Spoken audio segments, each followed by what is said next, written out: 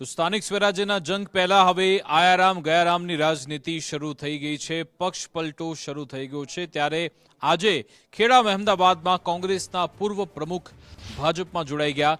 પરબતસિંહ ડાભી આશરે 50 કાર્યકર્તાઓ સાથે ભાજપમાં જોડાયા. નડિયાદ કમલમ કાર્યાલય ખાતે તેમણે કેસરીઓ ધારણ કર્યો. આ તકે ખેડા ભાજપ પ્રમુખ ધારાસભ્ય અર્જુનસિંહ ચૌહાણ હાજર રહ્યા. ભાજપને સંગઠન સ્તરે વધુ મજબૂત કરે છે તેવી વાત પણ કહેવામાં આવી. આજે ખેડા જિલ્લા કમલમ ખાતે મહેમદાવાદ વિધાનસભાના 12મુ વાળા જિલ્લા પંચાયતની સીટમાં મહેમદાવાદ તાલુકા કોંગ્રેસ સમિતિના પ્રમુખ રહી ચૂક્યા, તાલુકા પંચાયતના સભ્ય રહી ચૂક્યા.